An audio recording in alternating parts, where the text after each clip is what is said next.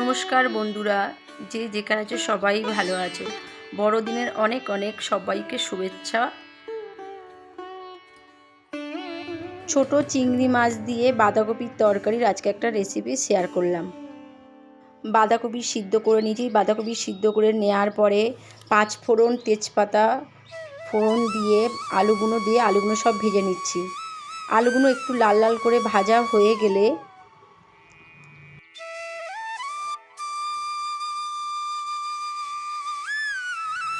আলুর মধ্যে একটুখানি হলুদ নুন দিয়ে দিলাম। এবার আলুগুলোর মধ্যে টমেটো, কড়াইশুঁটি, আদা রসুন পেঁয়াজ বাটা দিয়ে দিলাম। এবার সমস্ত কিছু একসঙ্গে আবার ভেজে নিচ্ছি।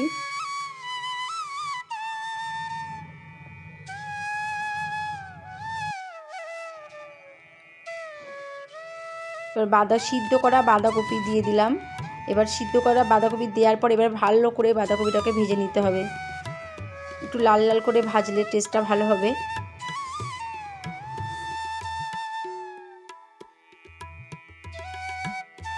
অনেক দিন হয়ে গেছে কোনো ব্লগ ভিডিও করতে পারছি না, কারণ একটু ঠান্ডা বেশি পড়ে গেছে। অত সকালে ঘুম থেকে করে সমস্ত কাজ বাজ আর তুলতে পারছি না। ওই জন্য যেদিন একটু ভালো লাগছে একটু রান্না তুলে আপনাদের সামনে ধরছি। পরবর্তীকালে আবার ব্লগ ভিডিও শুরু করব কিছুদিন পর, একটু ঠান্ডা কমলে।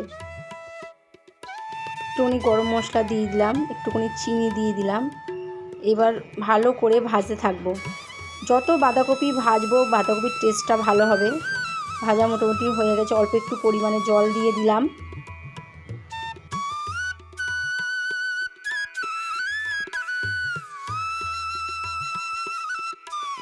বাঁধাকপির তরকারি প্রায় হয়ে গেছে। এবার ভাজা চিংড়ি মাছগুলো সমস্তটা দিয়ে দিলাম। দিয়ে আবার একটু ভালো করে নেড়ে নেব। একটু ফুটে গেলেই বাঁধাকপির তরকারি তৈরি। একটুখানি লঙ্কার গুঁড়ো দিয়ে দিলাম।